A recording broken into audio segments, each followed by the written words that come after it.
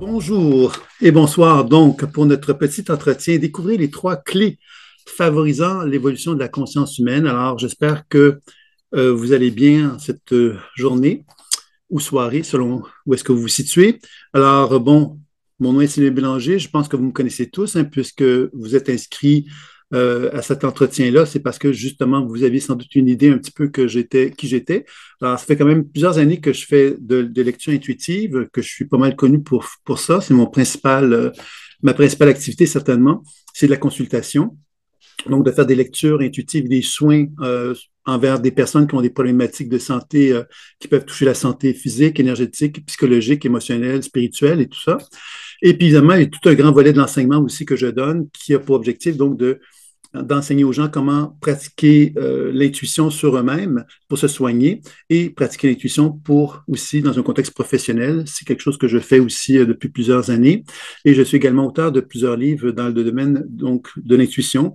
Puis j'ai développé une approche qui s'appelle la pleine conscience intuitive qui a pour objectif donc de développer, d'amener à la compréhension de comment ça fonctionne l'intuition et comment on peut arriver à la développer tous et chacun.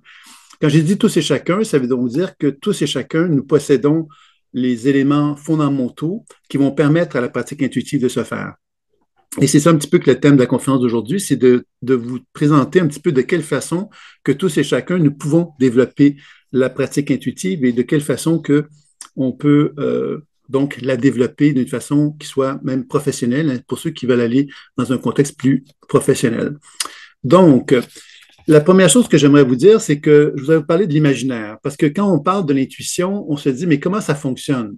Hein, il y en a qui vont nous parler de clairvoyance, de clairaudience, de clairsentience, il y en a qui vont parler de médiumnité, il y en a qui vont vous parler de dons également, il y en a qui vont vous parler aussi de développement spirituel, il y en a qui vont vous dire finalement qu'il faut donc avoir une certaine profondeur de l'âme, pourrait-on dire, pour être capable de développer ces habiletés-là. Et moi, ce que je vous dirais, c'est qu'il faut d'abord avant tout comprendre que c'est une langue. L'intuition, pour moi, c'est comme une langue qu'on doit apprendre, qu'on veut apprendre. Alors, si moi, je veux apprendre le français, je ne suis pas un très bon exemple, mais l'anglais ou l'italien ou l'espagnol, ben, je dois passer par un apprentissage minimal pour être capable d'arriver à me dire, ben, tiens, la langue, je suis capable de la parler. Pourquoi? Mais parce que j'ai arrivé donc à maîtriser tous les éléments fondamentaux qui me permettent de parler de cette langue-là. Donc, l'intuition, pour moi, c'est la même chose. C'est une langue qui ne repose pas sur le langage tel qu'on le connaît par les mots, mais plus par le support imaginaire. L'imaginaire, finalement, qu'est-ce que ça me permet de faire, moi, en tant qu'être humain? Et ça, on en a tous, on en est tous pourvus. C'est de reconnaître que ma conscience, admettons que je localise dans ma tête, que je peux déplacer ma conscience pour aller dans mon corps et visiter mon corps, et que quand je prends le temps de visiter mon corps, si je vais tout doucement, je vais constater que selon l'endroit où je me situe dans mon corps, je vais constater qu'il y a des images, des sensations, des mots qui vont émaner de la région où je me situe. Par exemple, si je me sens une tension au niveau de mon plexus solaire, si je déplace ma conscience pour aller vers mon plexus solaire, je vais constater que cette tension-là, elle se manifeste à moi sous forme d'images, de sensations ou de mots. Alors, il y a des gens qui vont avoir plus des images, d'autres plus des sensations, plus des mots qu'ils vont entendre ou des phrases, mais qui vont refléter finalement la condition énergétique qui se trouve dans cette région-là.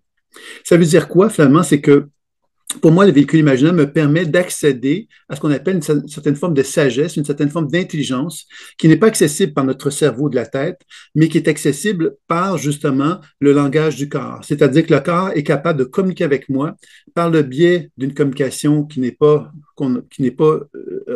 naturelle pour nous au départ, hein, mais qui est tout à fait, quand on s'y attarde un peu, mais qui est tout à fait naturel dans le sens qu'on a régulièrement des signaux de notre corps à qui on donne très peu d'importance, malheureusement, bien souvent, et qu'on a même tendance à étouffer, ne pas vouloir écouter, ne pas vouloir voir, ne pas vouloir entendre, parce que justement, la vie se fait à l'extérieur de soi. C'est-à-dire que moi, si je sors dans la rue, ben, quelque part, tout ce qui se passe autour de moi, ben, finalement, me rend vivant. C'est-à-dire qu'elle me donne l'impression que j'existe dans le monde terrestre.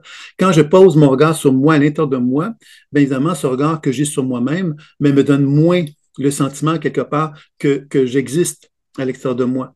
Et ça me met en connexion davantage avec ce que moi, je suis en tant qu'être vibratoire, pourrait-on dire, en tant qu'être énergétique, pourrait-on dire aussi. C'est-à-dire qu'à l'intérieur de moi, j'ai plein de signaux d'informations qui sont là. Et ces signaux-là, si je leur donne de l'importance, mais ils me donnent une plus grande solidité intérieure, mais me met dans une position justement où cette solidité intérieure me met dans une situation où je peux me sentir exclu de ce monde extérieur. Et c'est souvent ça qui fait que tout au long de notre développement de la vie, on va donner moins d'importance à ce monde intérieur-là parce qu'on veut effectivement se faire accepter par la société, donc par le monde extérieur. Et c'est comme ça que progressivement, on risque de perdre cette connexion-là. Donc, l'idée de base de la pratique intuitive, c'est d'apprendre à renouer contact avec ce monde intérieur qui est le nôtre, qui est dans ce monde qui est relié à mon corps, qui me parle constamment, et que si je commence à visiter mon corps, j'apprends justement à reconnaître qu'il y a trois modes de communication qui vont s'exprimer à moi, et que si je commence à discuter avec ces perceptions imaginaires que j'ai, les images, les sensations et les mots, que je m'adresse à ces perceptions-là, ce qui est très important de comprendre. C'est pas de l'interprétation. Parce qu'on retrouve beaucoup dans la littérature des livres sur la symbolique du corps, symbolique de la mélodie. Il y a toujours comme des logiques intellectuelles qui nous sont retransmises par des livres. Ah, si tu rêves à ceci, ça veut dire telle chose, par exemple. Si tu as telle maladie, ça veut dire telle chose. Alors, vous voyez que ça, c'est de la connaissance. C'est pas un langage intuitif. Le langage intuitif, c'est une langue, et cette langue-là, elle est vivante. Parce que moi, je suis vivant. Donc, si je me mets en relation avec mon corps, mon corps me parle. Et si je veux développer mon intuition, je dois accepter que mon corps me parle. Et que s'il me dit des choses qui me plaisent pas, je dois peut-être apprendre à comprendre pourquoi il me dit ces choses-là. C'est alors qu'on apprend à faire un travail d'harmonie entre ma tête, qui a une vision de moi-même, et mon corps, qui a un regard sur moi-même qui est différent. Et c'est là qu'on apprend justement à faire confiance à ce véhicule imaginaire, puisque ce véhicule imaginaire me transmet de l'information qui me permet de devenir de plus en plus conscient de qui je suis et de comprendre quelque part que plus ce voyage-là en moi, je me sens de plus en plus naturel à l'intérieur de celui-ci, plus j'apprends justement à découvrir une forme de connaissance de moi-même à laquelle je n'avais pas accès et que cette démarche que je vais faire dans ce voyage intérieur va me permettre donc d'accéder à tout cela. Je ne sais pas si ça vous parle, ce dont je vous parle, mais je pense qu'on est tous, je vais vous dire ça comme ceci, ce n'est pas une science dont je vous parle, mais c'est d'un vécu humain qu'on a tous à l'intérieur de soi. C'est-à-dire que ce véhicule imaginaire dont je vous parle, c'est pas quelque chose de théorique, c'est quelque chose qu'on a tous reconnu en dedans de nous, même si effectivement quelqu'un nous dirait que c'est pas scientifique, qu'on n'a pas eu la démarche scientifique pour prouver que l'imaginaire existait, on en a tous fait l'expérience. Et on a fait l'expérience en se disant, bon, l'imaginaire, c'est dangereux parce que ça peut nous amener vers la folie, ou l'imaginaire, c'est extraordinaire parce que ça nous amène à être créatif, ou l'imaginaire, c'est fantastique parce que ça me permet de visualiser des performances physiques, sportives que je cherche à établir de plus en plus. Ça peut me permettre aussi de constater que ce mode imaginaire-là m'a mis en contact avec des grands rêves très éclairants dans ma vie. Ça peut m'amener à constater que cet imaginaire-là m'a révélé des choses que je ne pouvais pas, savoir autrement que par une forme de sagesse, une forme d'intelligence. Donc, vous voyez quelque part que l'imaginaire, ça a plusieurs définitions et que pour être capable d'arriver à développer notre intuition grâce à ce support imaginaire-là, il faut développer cette position de témoin. Le témoin, c'est celui qui observe les choses et qui accepte que ce qu'il perçoit, comme par exemple si je vois comme le mot tristesse dans mon genou, je vais devoir finalement accepter que ce mot tristesse-là, je n'ai pas à l'interpréter. J'ai à lui demander qu'est-ce qu'il fait là, qu'est-ce qu'il veut me communiquer. Donc, vous voyez que quand on comprend que c'est une langue, ça veut donc dire que moi, je communique avec mon corps comme si c'était un individu distinct de moi et que si je discute avec lui, ce que je constate, c'est que mon genou va discuter avec moi, il va communiquer avec moi, il va échanger avec moi et c'est comme ça que je vais arriver à établir une relation d'harmonie entre mon corps et moi-même et cette harmonie va m'être favorable pour la simple raison que je vais ressentir effectivement une forme de foi envers moi-même, une confiance envers qui je suis. Donc ça, c'est une première démarche que je vous dirais, c'est que dans la pleine conscience intuitive, la première démarche, c'est ce que j'appelle moi la lecture intuitive, c'est-à-dire d'apprendre à communiquer avec mon corps pour développer ce qu'on pourrait appeler la clairvoyance intérieure, la clairaudience intérieure ou la clairsentience intérieure, c'est-à-dire soit que je vois des images qui émanent de mon corps, soit que je vois j'entends des mots ou des phrases qui émanent de mon corps, ou des sensations qui émanent de mon corps. Maintenant, évidemment, si on veut parler de la pratique intuitive envers un partenaire, on pourrait se dire, ah oui, mais ça, c'est compliqué. Hein, il faut être spécial, il faut être original, il faut avoir une démarche spirituelle, il faut avoir été initié, il faut avoir passé par le passage dans le monde de la mort pour revenir ensuite, pour qu'on puisse être capable de faire tout ça. Évidemment, moi, je vous dirais que quelque part, on est tous capables de développer cette habileté-là pour la simple raison que c'est une langue. Maintenant, une langue, il faut savoir la parler, il faut être capable de la parler. Donc, si je commence à dire, ben, tiens, j'aimerais ça faire une lecture intuitive sur une personne qui n'est pas moi, ça veut donc dire comment je vais faire ça. Je vais reconnaître que j'ai donc ma conscience, j'ai mon véhicule imaginaire. Mon véhicule imaginaire, c'est donc un peu comme une petite voiture, on va l'appeler comme ça. Je rentre dans ma petite voiture imaginaire et pout, je me dirige vers la personne avec laquelle je veux me relier vers une lecture intuitive. Ça veut dire quoi? Ça veut dire que je vais me mettre en connexion avec quelqu'un qui n'est pas moi. Donc, ça veut dire que ma conscience va se déplacer grâce à mon support imaginaire vers une autre personne et qu'en effectuant cette connexion-là, si je suis réceptif, je vais constater que cette personne-là va émettre des images, des sensations et des mots de la même façon que quand je le fais sur moi-même. Ça veut donc dire finalement que quand on parle de lecture intuitive, quand on parle de clairvoyance, clairaudience, clairsentience, c'est simplement finalement cette capacité que j'ai en tant qu'être humain et que vous avez et que nous avons tous, mais que nous ne reconnaissons pas, de pouvoir justement constater qu'il est possible de se relier à une personne, quelle que soit la personne et quelle que soit la distance de la personne. Ça, c'est une chose aussi importante à comprendre. Et ça, on va peut-être y revenir à mesure que la conférence va avancer. C'est qu'il est possible donc de se relier à une personne, bien qu'elle soit à l'autre bout du monde, parce que justement, cette connexion-là, notre imaginaire nous permet de nous relier à n'importe qui dans le monde. Donc, on est un peu comme si on était une antenne et que cette antenne me permettait de voyager vers une autre personne d'une façon libre et fluide grâce à ce véhicule qui est notre imaginaire. Donc, vous comprenez ici que plus cette connexion-là se fait naturellement, plus j'apprends justement à reconnaître que la personne avec qui je me mets en contact émane des images, des sensations et des mots et que moi, je prends le temps de décrire ce que je vois, entends et ressens, que je prends le temps de questionner ces perceptions-là. Et plus j'apprends à découvrir qu'il y a un langage qui va se mettre en place. Et ce langage-là n'est pas déterminé par moi. Il est déterminé par la capacité de ces perceptions-là de me parler, de discuter avec moi, de me révéler des choses que je ne peux pas connaître, puisque c'est cette personne-là qui exprime qui elle est à travers ces perceptions, ces informations qui se trouvent dans les images, dans les sensations et dans les mots. Alors, c'est une première étape dans les fameuses clés de la conférence, découvrir les 3 clés favorisant l'évolution de la conscience. C'est bien évident que quand on commence à comprendre que nous tous avons la capacité de nous relier à nous-mêmes pour être en harmonie avec soi, c'est déjà quelque chose, et qu'on comprenne qu'on puisse être capable de communiquer avec une autre personne pour se relier à elle et se relier à son essence. C'est non pas ce qu'elle veut nous montrer d'elle-même, mais davantage ce qu'elle est réellement. Et c'est là, évidemment, que la lecture intuitive devient un élément, un révélateur très puissant, tant sur soi-même que pour les autres, puisqu'on est capable, à ce moment-là, d'accompagner quelqu'un dans un cheminement de vie, parce qu'on est capable de connecter avec son essence et non pas se laisser avoir, pourrait-on dire, par ce que son mental veut nous montrer comme image d'elle-même, etc. Est-ce que vous me suivez par rapport à ça? S'il y a des questions, des choses comme ça, bien, vous me faites signe. Bon, j'allais voir le chat. Ici, il y a quelqu'un qui m'a posé une petite question. Distorsion sonore. Parlez-vous de véhicule imaginaire ou de véhicule imaginaire, s'il vous plaît? Excusez-moi. C'est donc le véhicule imaginaire, bien sûr. Le véhicule imaginaire, c'est un peu comme si mon imaginaire était une petite voiture me permettant donc de voyager dans mon propre corps, donc de me déplacer là où je le veux. Si je veux aller dans mon gros orteil, ben, je peux aller visiter mon gros orteil, comme je peux aller visiter mon genou, comme je peux aller visiter mes hanches, comme je peux visiter une oreille. Et quand je le fais sur un partenaire, de la même façon, je vais déplacer ma conscience dans le corps de mon partenaire et je vais pouvoir voyager selon l'endroit où je veux me connecter avec lui. Et je vais donc capter des informations qui vont être probablement différentes selon l'endroit où je me situe. Pourquoi?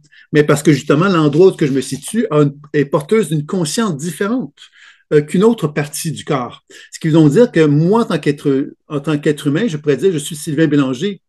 Mais le Sylvain Bélanger que vous voyez, c'est celui qui se situe ici. Par contre, mon genou pourrait s'appeler Sylvain Bélanger, mais il y aurait peut-être d'autres choses à communiquer que ce que je vous communique.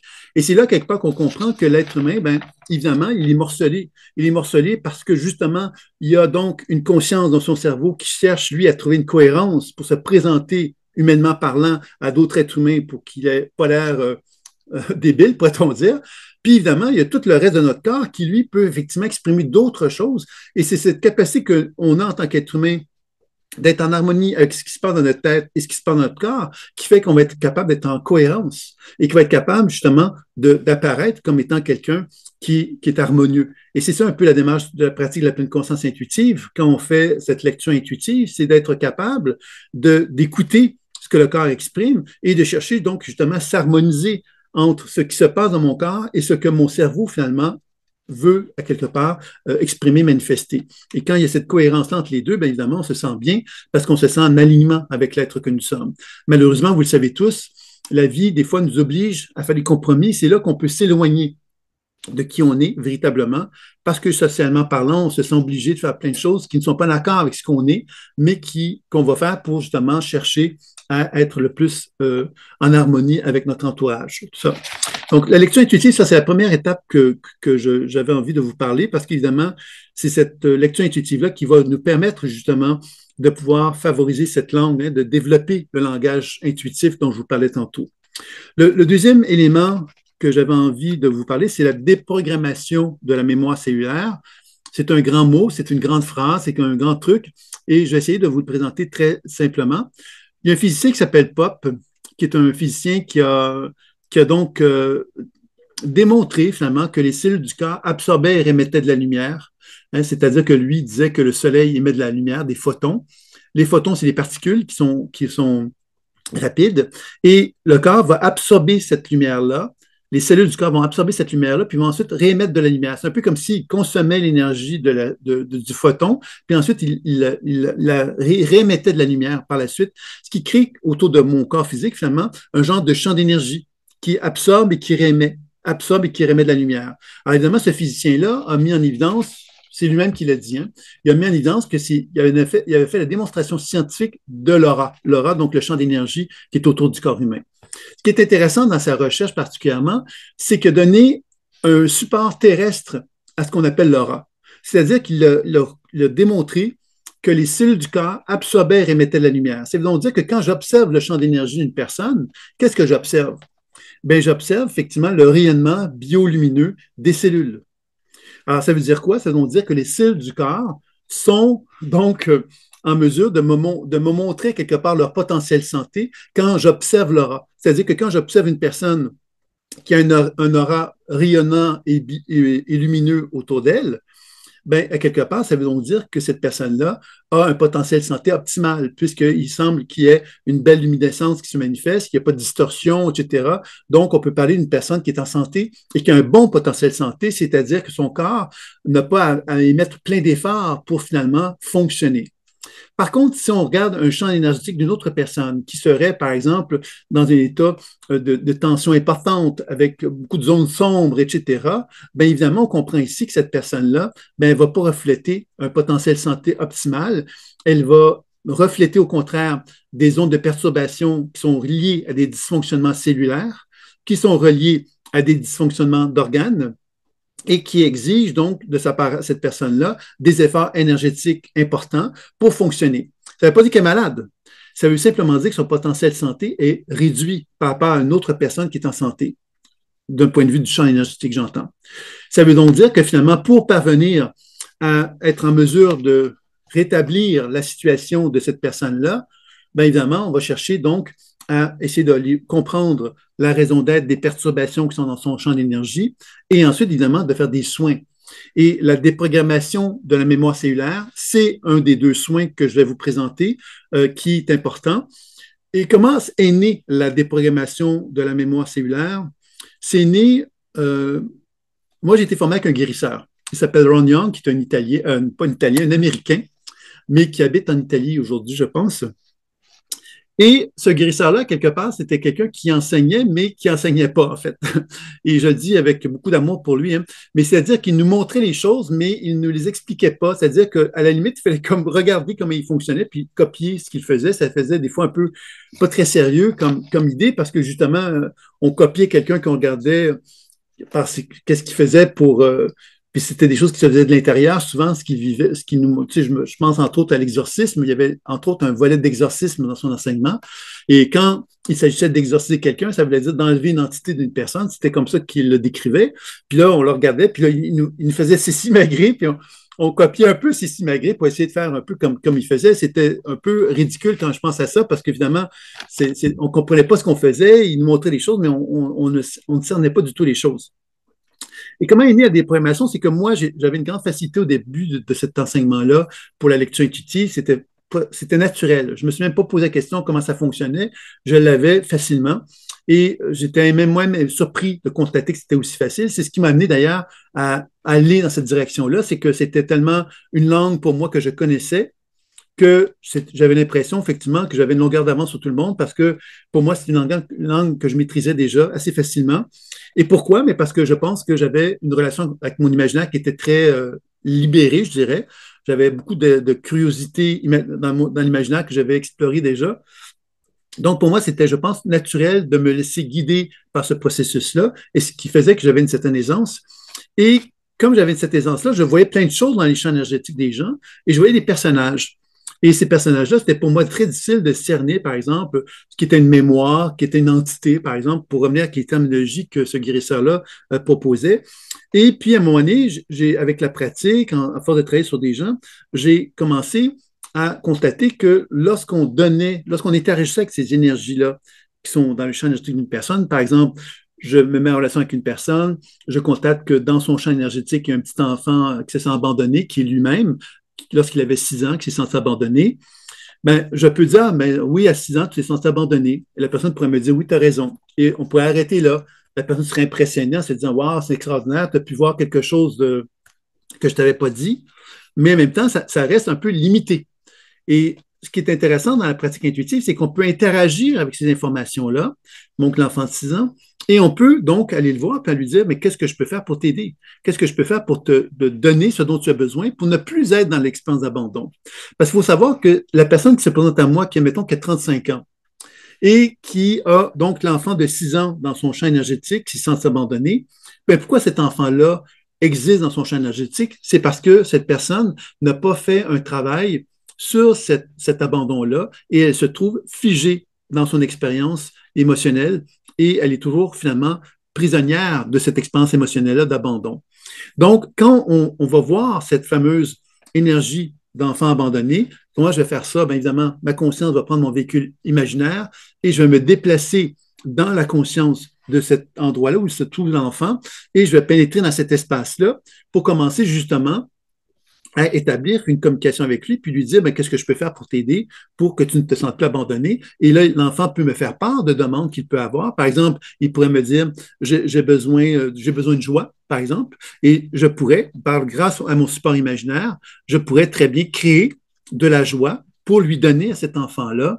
Et c'est comme ça, effectivement, qu'on appelle la déprogrammation de la mémoire cellulaire, c'est de finalement transformer quelque chose de figé. Figé, ça veut donc dire c'est quelque chose qui ne bouge pas. Un enfant de 6 ans, c'est-à-dire que si la personne a 35 ans ou 32 ans aujourd'hui et qu'elle est animée par un sentiment d'abandon, mais pourquoi c'est comme ça? Mais parce qu'à quelque part, elle n'a pas su se libérer de cette expérience-là. Elle est prisonnière de l'expérience. C'est ça que j'appelle figé.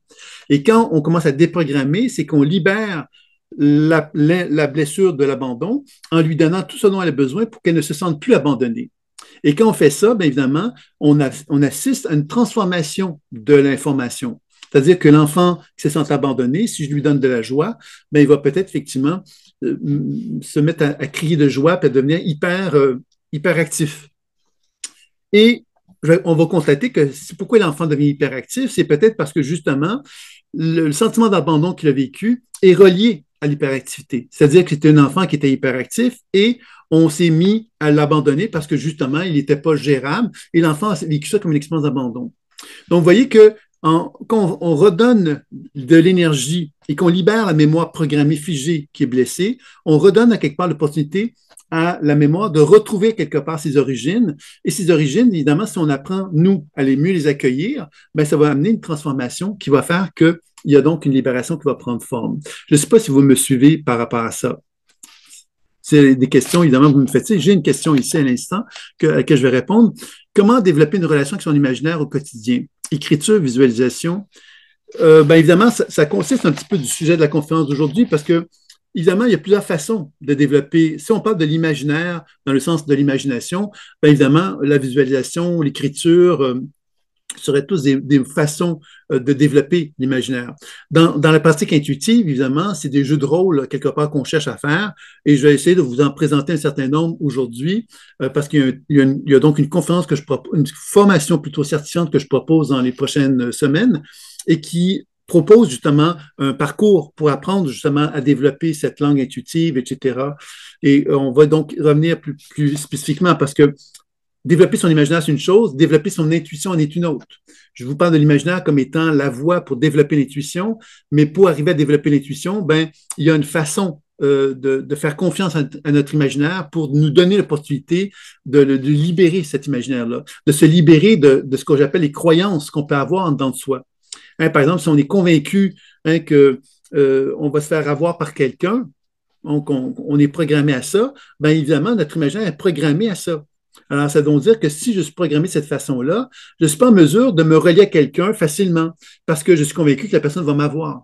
Donc, je suis dans une position où, pour moi, le développement intuitif va être difficile parce que j'ai une croyance qui m'empêche de pouvoir accéder à l'opportunité de m'ouvrir à cette personne-là. Alors, vous voyez, c'est ça, des choses comme ça qui vont être faites, mais on va revenir là-dessus pour aborder ce sujet-là. Parce que finalement, la lecture intuitive, c'est une façon de se relier à quelque chose. Je pourrais dire à quelqu'un, moi, je vois que cette personne-là, elle a, par exemple, un chakra du cœur qui est bloqué. Je pourrais convenir qu'un chakra du cœur qui est bloqué. Ça serait une lecture intuitive.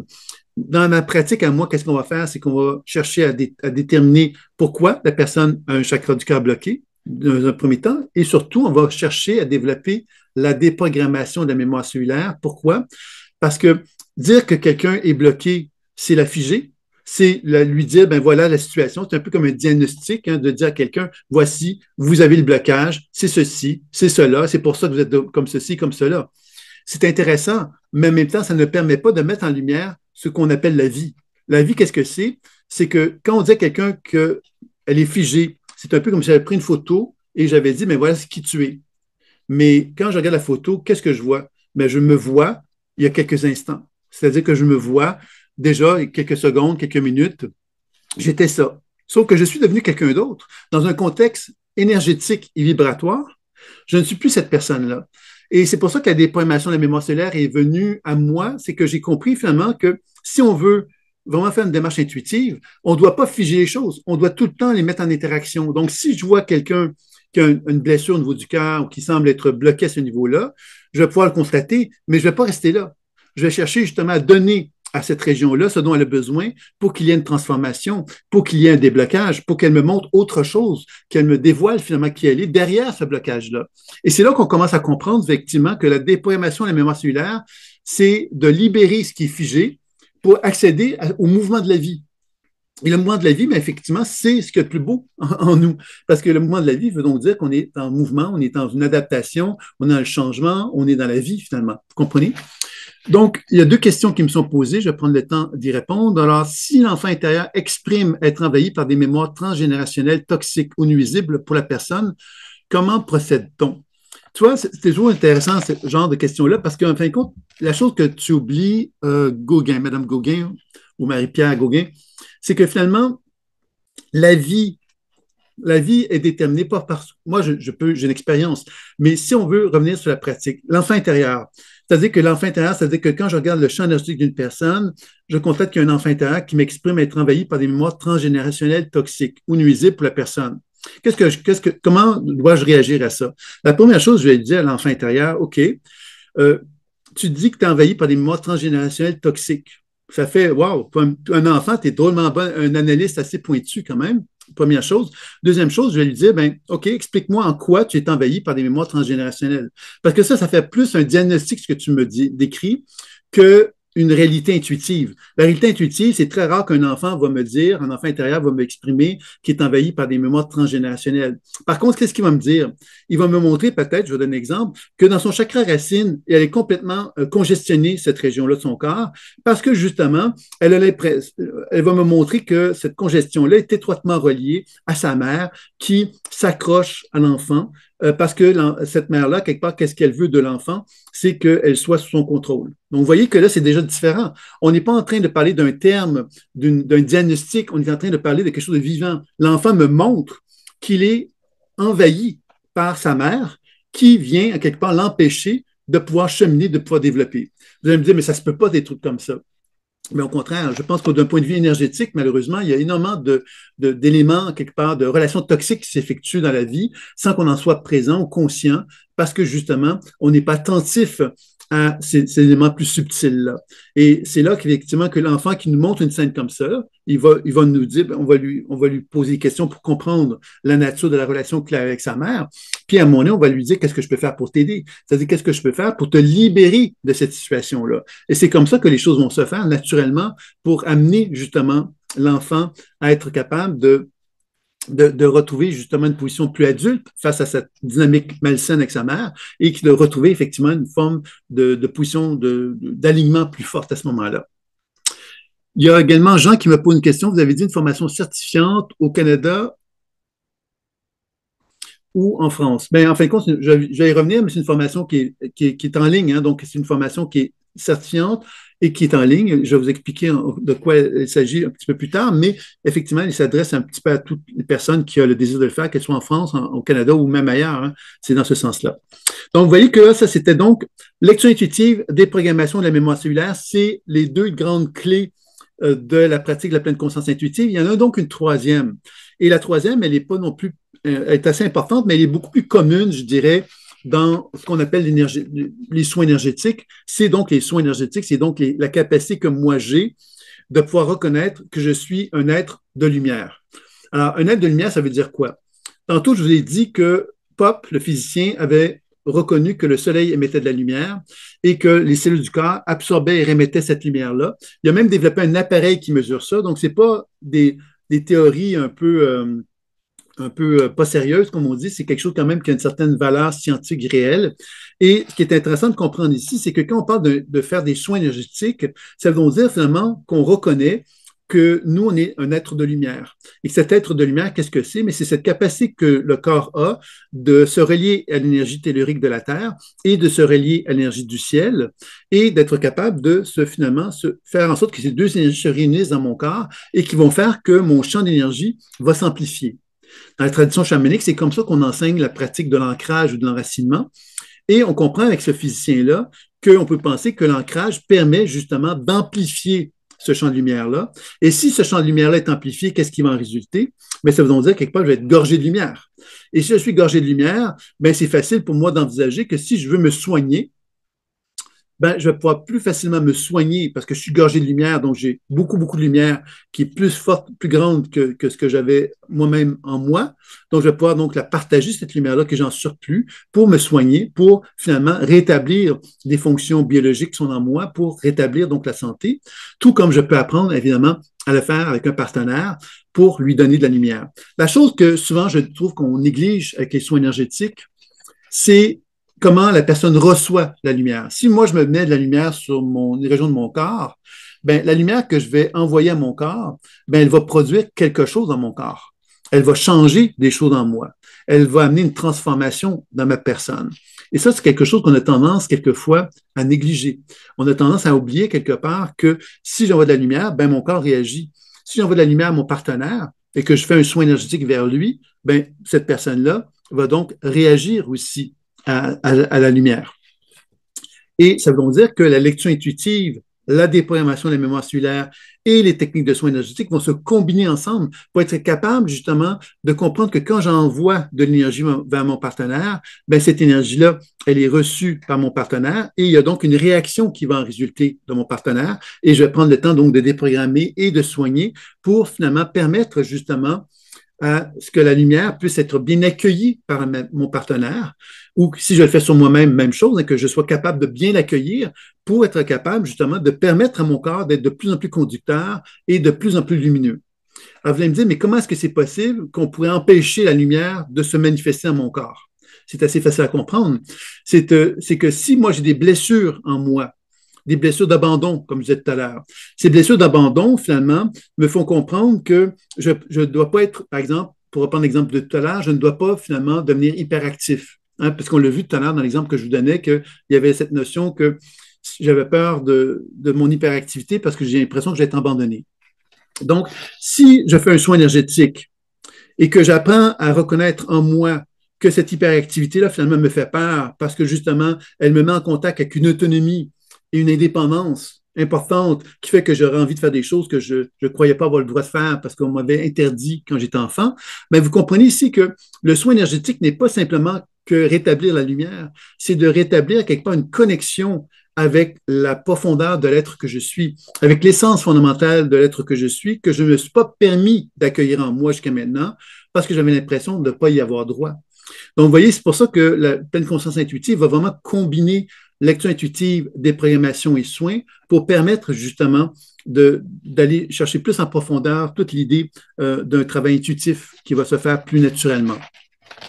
Est-ce que vous me suivez à ce niveau-là? Ça va? Donc, il y a une personne justement qui est bien gentille, Kerwan, qui me disait que, bon, Fritz Albert Popp existe bien. J'ai la confirmation. Il est né en 1938, il est décédé donc en 2018, effectivement. C'est un Allemand qui a donc été un membre de l'Académie des sciences de New York. Bon, mais comme je dis, il y a un livre, si ça vous intéresse, sur le sujet, qui était, c'est son livre principal. Je pense qu'il a écrit des recherches, mais pas d'autres livres. Ça s'appelle Biologie de la lumière. Et c'est un livre qui a été réédité il n'y a pas très longtemps, édition Marco Pieter. Et c'est un livre qui a plusieurs centaines de pages. C'est un livre assez technique. Hein. C'est pas nécessairement si facile que ça à lire, puisque c'est un physicien et que son livre parle de physique aussi, en quelque sorte, hein, de biophysique, de comment le corps humain fonctionne dans un regard de physique quantique, à quelque part. Donc, mais c'est quand même un livre intéressant pour ceux qui auraient envie d'y jeter un coup d'œil. Donc, vous l'avez bien compris que c'est la pleine conscience intuitive va se combiner à tous ces trois-là, c'est-à-dire que je fais une lecture intuitive qui me permet d'être entre guillemets un clairvoyant, un clairsentient, un clairaudient. La déprogrammation de la mémoire cellulaire me permet de reconnaître le pouvoir de l'intention. Qu'est-ce que c'est que le pouvoir de l'intention? Il y a des recherches qui ont démontré, par exemple, que si moi, j'ai une pensée bienveillante envers une plante qui est à l'autre bout du monde et que j'ai une pensée bienveillante vers cette plante-là, et ils ont pris le temps de faire une recherche où ils ont pu constater que la plante qui bénéficiait d'une pensée bienveillante avait une croissance, une très bonne croissance, et il y avait d'autres plantes à côté de celle-là qui avaient donc les mêmes conditions, mais qui ne bénéficiaient pas de pensée bienveillante et qui avaient donc une croissance qui était nettement moins élevée par rapport à cette plante-là. Donc, évidemment, c'est une recherche parmi tant d'autres, hein, mais c'est pour mettre en évidence, effectivement, que le pouvoir d'intention, qu'est-ce que c'est? C'est cette capacité que ma conscience d'utiliser mon véhicule imaginaire pour être capable de déplacer une intention, quelque chose comme une énergie que j'ai créée, et de l'amener dans un autre espace et de la faire bénéficier à cet organisme vivant avec lequel je suis en relation, comme cette plante vivante dont je viens de parler. C'est intéressant parce que ça met en évidence cette notion de déprogrammation de la mémoire cellulaire qui veut donc dire effectivement que sans utiliser mes mains, sans que je sois utilisé de faire de l'imposition des mains, je peux influencer la conscience d'une plante, mais aussi influencer donc la conscience d'un être humain. Non pas pour contrôler cet être humain-là, bien sûr, mais plutôt pour permettre à cet être humain-là de faire émerger à quelque part son essence fondamentale. Alors, évidemment, on ne va pas s'amuser à faire des choses comme ça sans l'autorisation d'une personne. Hein, on va toujours chercher à collaborer avec une personne pour obtenir les meilleurs résultats possibles. Et l'idée, c'est pas d'influencer à l'insu d'une personne quelque chose, mais plutôt, au contraire, de chercher à collaborer avec la personne pour aider l'émergence de l'être profond qui est en elle et de l'aider à se développer et de s'exprimer. Puis évidemment, donc, l'idée des soins énergétiques, bien évidemment, vous l'avez compris, quelque part, bien, on peut, il y a des gens qui vont être plus capables de visualiser l'énergie qui sort de leurs mains et qui vont ensuite visualiser cette énergie-là qui va pénétrer dans le corps de leur partenaire ou dans leur propre corps. Hein, il y a des gens qui vont faire comme ça. Il y en a qui vont plutôt entendre comme des sons ou des fréquences, des rythmes de fréquences ou des sons qui vont donc émettre leur énergie en utilisant le son pour être capable de sentir quelque part qu'ils émettent une énergie vers eux-mêmes ou vers un partenaire. Et il y en a d'autres qui vont plus ressentir de la chaleur, c'est plus les sensitifs, hein, qui vont plus ressentir la chaleur du froid ou bonnes choses comme ça, des picotements, diverses choses, qui vont faire qu'ils vont être capables donc de reconnaître que l'énergie est présente à ce moment-là. Ils vont ensuite la témoigner, la partager vers eux-mêmes ou vers un partenaire. Mais la clé là-dedans, pour moi, c'est qu'on accompagne le mouvement, c'est-à-dire qu'on accompagne, lorsque j'émets de l'énergie, je l'accompagne pour être capable de comprendre comment le corps de mon partenaire va réagir ou comment moi-même je vais réagir si je mets de la lumière sur mon corps, comment mon corps, lui, va réagir à cette lumière-là. Et les réactions, bien évidemment, elles vont se faire de divers ordres. Et il peut y avoir donc des images, des sensations et des mots, mais il peut y avoir également euh, des informations quelque part comme il peut y avoir donc des mémoires, par exemple, qui peuvent se manifester. Hein, c'est-à-dire que moi, quand je commence justement à faire un travail énergétique sur une personne, ben, je peux constater qu'il y a des organes que je peux sentir tendus, que je peux percevoir comme étant beaucoup trop gros ou des choses comme ça. Je peux donc constater que le monde imaginaire me parle à travers justement ces perceptions que j'ai des organes, des cellules du corps, de l'activité physiologique du corps qui va se manifester sous la forme d'énergie qui reflète des perturbations dans le corps humain. Il ne s'agit pas on ne veut pas se remplacer, on ne veut pas être un médecin quand je vous parle de ça. Moi, je vous parle davantage de mettre en lumière la notion de potentiel santé. Le potentiel santé, c'est que ça reflète effectivement que les dysfonctionnements énergétiques sont là et l'objectif, c'est de les rétablir. C'est pas de définir si la maladie est là. La maladie, ça, c'est les médecins qui vont le décrire, mais c'est un élément quand même important de pouvoir arriver à être capable de rétablir la fluidité dans l'énergie d'une personne. L'autre chose qu'on va découvrir à travers la lecture intuitive, c'est évidemment des mémoires qu'on va constater qui peuvent appartenir à des mémoires provenant de mon histoire personnelle, provenant à des mémoires familiales et provenant des mémoires d'autres vies. Ça, c'est des choses également qu'on peut observer dans le travail qui va être effectué. Et la démarche est toujours la même. Lecture intuitive, déprogrammation et soins pour libérer l'espace de la personne pour qu'elle puisse retrouver son espace et retrouver son essence. C'est toujours un peu la même chose qu'on va chercher quand même à faire tout au long de l'apprentissage qui va être proposé. Donc, c'était un peu ce que j'avais à vous dire un peu comme la première étape de la conférence, c'était de vous présenter donc ces trois clés qui permettent donc l'évolution de la conscience humaine. Vous l'avez compris que si ces trois clés-là sont appliquées sur soi et vers un partenaire, bien évidemment, on développe une expertise, on est capable d'accompagner une personne, de s'accompagner soi-même pour justement chercher à être de plus en plus dans une position d'équilibre et d'harmonie avec son essence profonde et de pouvoir effectivement chercher à s'épanouir de façon plus libre, plus fluide en tant qu'être humain. Maintenant, ce que Ouais, je... ça va. Ouais. Oups, excusez-moi, Ouais, je vais j'entends. manger un couscous à midi. Excusez-moi, on va devoir fermer votre micro si vous voulez bien. Je vais devoir le fermer. Voilà. Bon, voilà, je crois que c'est fermé. Voilà. Excusez-moi. Donc, je rappelle aux gens que si vous avez votre micro d'ouvert, ben, de le fermer si je ne le vois pas, moi, de mon côté, mais bon, pour éviter d'être perturbé. Donc, tout est beau maintenant pour notre première étape de conférence. Donc, si vous avez des questions, ben, vous pouvez le mettre dans le chat ou encore me faire signe, puis je vous répondrai par rapport à tout ça. Maintenant, le deuxième volet de la présentation, c'était concernant un peu euh, les soins de l'aura et des chakras qui ont pour objectif, en fin de compte, aussi d'amener cette évolution de la conscience humaine. Et c'est une grille de lecture. Et la grille de lecture, ben, elle permet donc d'évaluer à travers une observation d'un corps humain de quelle façon que ce corps humain-là est dans un état d'alignement avec lui-même ou pas. Il y a plusieurs approches qui ont été développées depuis le début des temps qui tournent autour de ces 7 chakras-là. Hein. Il y a des gens qui ont quand même assez, bon, la tradition indienne qui a travaillé beaucoup sur les chakras. Et il y a la théosophie, qui est un mouvement qui a été très important aussi, qui a beaucoup été orienté sur cette volonté-là. Il est traité sur les 7 rayons d'Alice Bailey également, qui est un livre qui a été beaucoup il y a plusieurs livres qu'elle a écrits sur ces rayons-là, la compréhension de l'énergie, mais c'est très ésotérique, là, très peu accessible, mais quand même, c'est des choses importantes qui ont été écrites. Et puis, évidemment, il y a des auteurs plus récents. Par exemple, je pense entre autres à Wilhelm Reich, qui est un psychanalyste à l'origine et qui a donc développé ce qu'on appelle la thérapie psychocorporelle. Et lui, s'est quand même penché sur l'observation du corps à travers des bandes qui sont très proches de celles des chakras et qui avait observé que les gens, quelque part, qui avaient des blocages émotionnels dans leur structure physique, ben, se retrouvaient avec des bandes, à quelque part des tensions, des zones de tension qui étaient associées donc au chakra aussi. Donc, vous voyez que à travers plusieurs regards, on peut concevoir effectivement que les chakras ont toujours été reconnus comme des réalités qu'on pourrait dire subtiles ésotériques, mais si on ramène à la physiologie du corps, ce sont des glandes endocrines.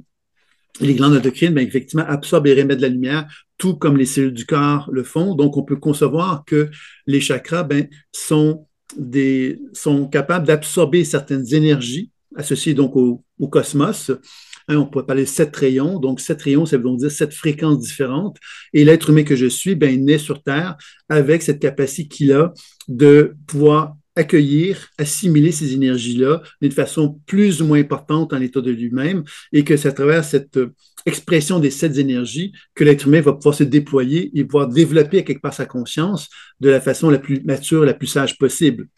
Donc, évidemment, je vais vous parler maintenant donc un petit peu de cette idée-là. J'ai écrit un livre qui s'appelle La spirale évolutive. Je ne sais pas si ça vous dit quelque chose, mais c'est un ouvrage qui vous présente justement les 56 principaux états de conscience que l'on retrouve dans l'humanité à travers donc la grille des lectures des 7 chakras. Et bon, il y a un langage autour de ce livre-là. Et pourquoi je l'ai écrit? C'était parce que justement, c'était pour moi une façon de proposer une grille de lecture étoffée pour regarder un être humain peut être capable, à partir de mon intuition et de cette grille de lecture-là, être capable d'enrichir ma perception intuitive grâce à cette grille de lecture-là, qui me permet donc de pouvoir voyager dans un être humain puis de comprendre davantage comment il fonctionne, comment il est et sa nature de l'alignement, etc. Donc, c'est depuis le début des temps, en fin de compte, que les grands intuitifs, finalement, du monde utilisent la grille des lectures des chakras pour déterminer si une personne, donc, soit est-elle en santé, a-t-elle des perturbations émotionnelles, des perturbations psychiques, est-elle dans un alignement spirituel? Bon, tout ça a été quelque part il y a beaucoup de trucs qui ont été faits à ce sujet-là. Est-ce que quelqu'un pourrait fermer son micro? Parce que j'entends encore une fois. Excusez-moi, on va garder. Voilà. Donc, voilà, c'est refermé de nouveau. Alors, et donc, finalement, ce que j'avais envie de vous aborder, c'est un petit peu de vous présenter maintenant concrètement quelles sont les techniques qui sont utilisées pour. Parce que je vous ai parlé que c'est une langue. Et la langue, finalement, ça veut donc dire que moi, je dois donc apprendre pour que cette langue-là puisse se parler le plus facilement possible, d'interagir avec moi ou d'interagir avec l'autre dans le subtil.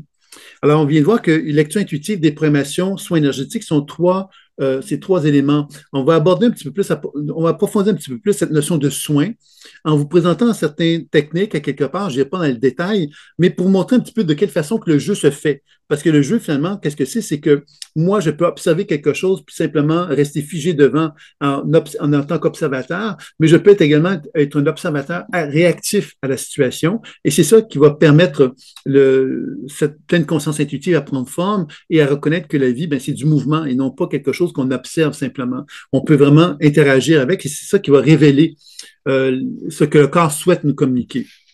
Donc, d'une façon très sommaire, une des premières techniques qui est enseignée autour des chakras, c'est l'ouverture-fermeture. L'ouverture-fermeture, mais quelque part, c'est est-ce qu'un chakra est ouvert ou est-ce qu'il est fermé? Alors, on pourrait se dire, bon, un chakra est ouvert ou est fermé. Il y a beaucoup de littérature à ce sujet-là qui vont dire, ah, ben, un chakra fermé, ça veut dire telle chose, un chakra ouvert, ça veut dire telle chose. Et habituellement, bon, un chakra fermé, c'est mauvais. Un chakra ouvert, ben, c'est un bon signe. Moi, ce que j'aimerais vous dire, c'est que l'ouverture et la fermeture, c'est quelque chose de naturel chez nous en tant qu'être humain. Hein, j'ai un chakra du cœur, moi, admettons, ben, ce chakra du cœur, il a besoin d'être ouvert par moment, puis il a besoin de se fermer par d'autres moments, tout comme les autres chakras. Alors, cette façon de présenter les choses d'une façon trop rigide, moi, m'apparaît pas viable d'un point de vue intuitif, puisque l'intuition, finalement, moi, me fait comprendre qu'il n'y a pas de règles aussi rigides. Les règles rigides viennent de l'intellect et du mental qui essaient de mettre de l'ordre dans des choses qu'il ne comprend pas toujours bien, qui est de l'ordre donc de l'intuitif, du vibratoire, du mouvement de vie, qui lui est constamment présent dans le monde subtil. Mais dans le monde intellectuel, dans le monde terrestre, on a tendance, nous, à vouloir mettre dans des cases des informations et c'est quelque chose qui peut nous éloigner de ça. Donc, l'ouverture du chakra, qu'est-ce que c'est? Mais c'est cette capacité que le chakra a de s'ouvrir pour recevoir l'influx cosmique provenant de l'univers. On pourrait voir ça comme ceci. Donc, quand je suis ouvert, ben, je suis capable donc de recevoir cette énergie-là. Quand je ferme, mais c'est parce que quelque part, je ne souhaite pas justement la recevoir, cette énergie-là. Donc, et pour moi, le phénomène de respiration, hein, c'est ouverture, fermeture, ouverture, fermeture. Alors, plus l'ouverture et la fermeture se fait aisément, plus à quelque part, il y a donc un indice que je suis capable de m'adapter aux diverses situations de la vie. Moins c'est flexible, ce mouvement d'ouverture et fermeture, ben moins, quelque part, ça me donne des indices que la personne est inflexible, qu'elle n'a pas cette capacité de s'ouvrir, de se fermer aussi harmonieusement.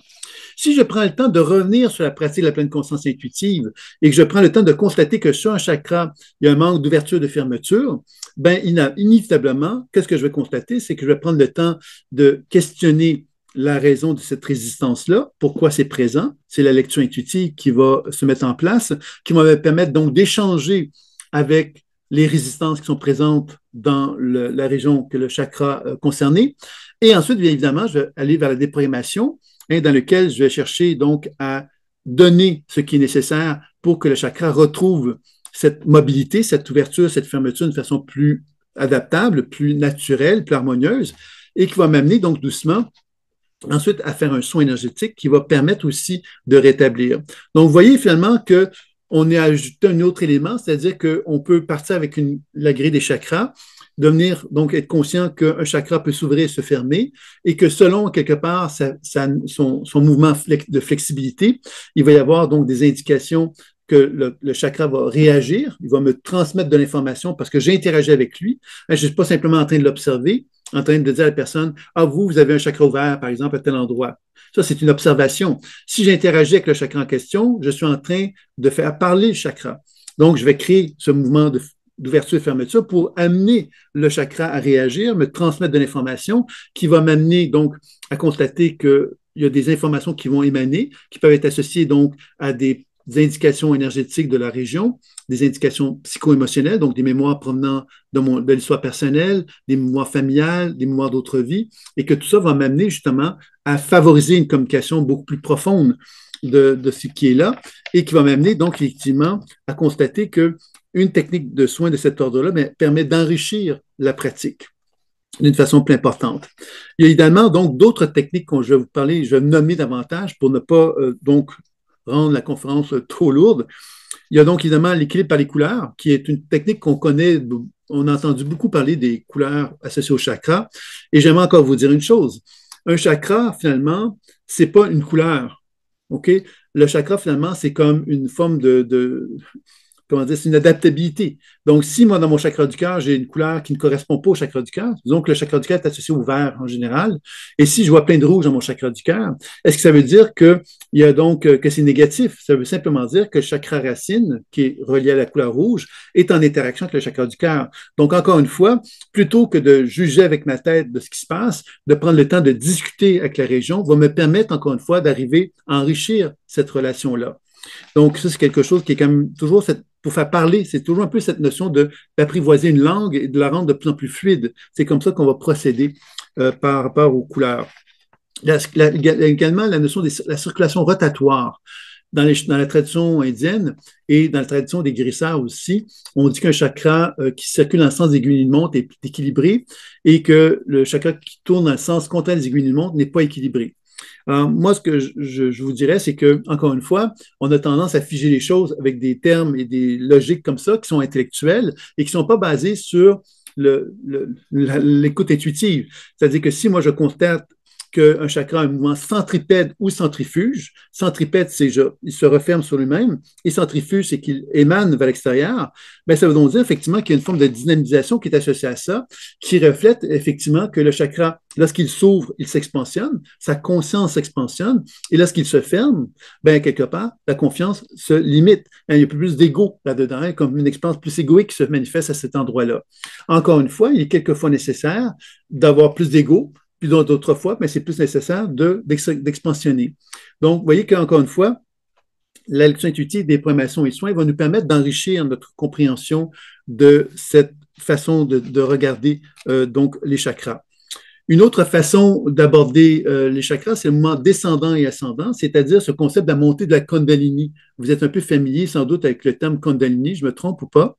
Vous savez tous un peu ce que c'est, qui est relié donc encore là à la tradition ésotérique, qui met en évidence que lorsque les chakras ont un développement plus lorsque chacun des chakras, quelque part, est équilibré, on va dire ça comme ceci, et que le chakra couronne devient de plus en plus dynamique, il y a un appel de l'énergie, c'est-à-dire que la lumière va se libérer du chakra racine pour remonter progressivement jusqu'au chakra couronne, autour de la glande pinéale et tout ça qui va être en interaction et qui va permettre de vivre une forme d'illumination. Ça, c'est un peu comme un modèle, quelque part, qu'on reconnaît dans la spiritualité, que beaucoup de gens vont viser à travers le développement des chakras. Ce que j'aimerais vous dire simplement que le mouvement descendant et ascendant est un élément important à comprendre, c'est que les chakras descendants, qu'est-ce que c'est? C'est la relaxation, la régénération, la récupération. C'est essentiel chez tout être humain de passer par ce mouvement descendant et le mouvement ascendant, mais c'est cette capacité justement de favoriser ce que j'appelle moi la santé, c'est-à-dire que lorsque la santé est présente dans le corps humain, il y a un mouvement ascendant et descendant qui est optimal. C'est-à-dire qu'il n'y a pas de heurte, il n'y a pas d'obstacle. Ce que j'appelle moi un terme de physique quantique, c'est la négantropie.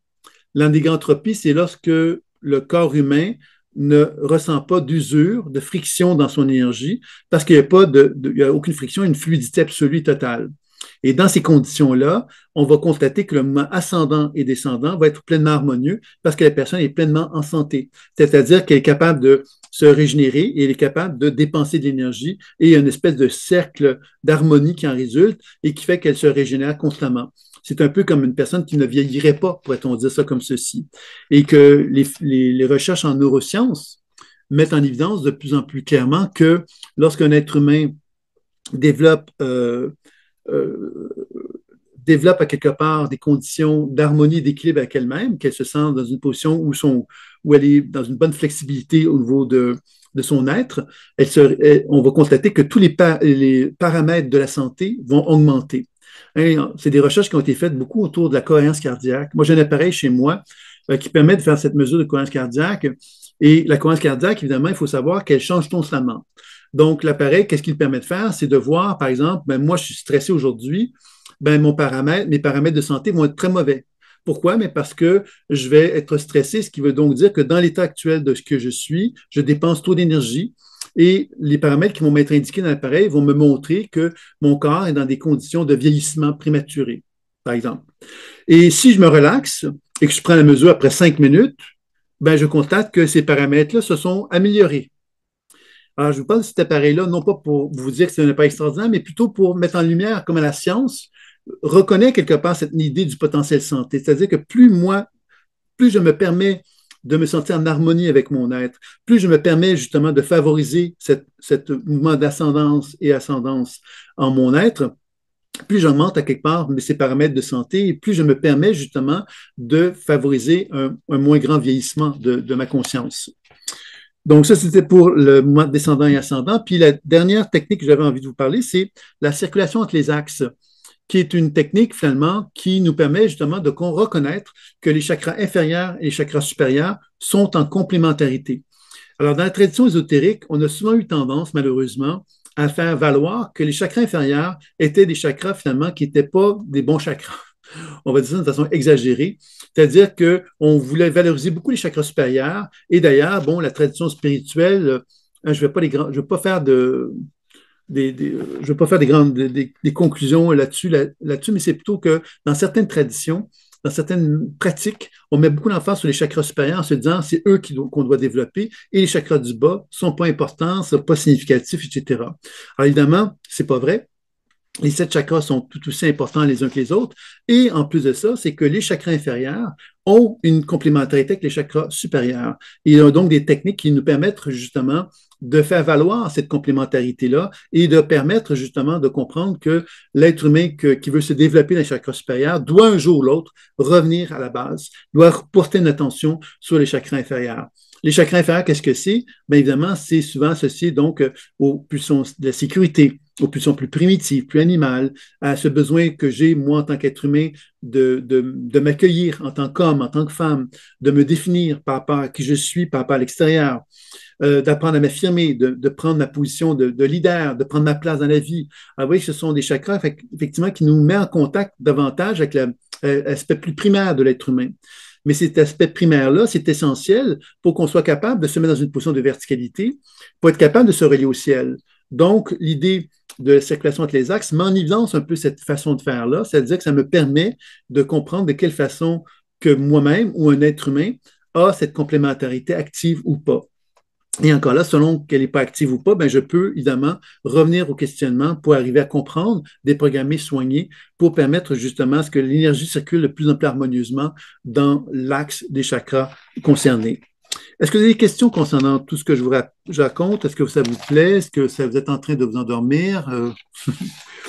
Vous êtes au contraire en train de vivre une montée de la Kundalini pendant que je vous parle, car vous êtes tellement inspiré par ce que je vous dis. Ça pourrait arriver, on ne sait jamais, hein, tout est possible.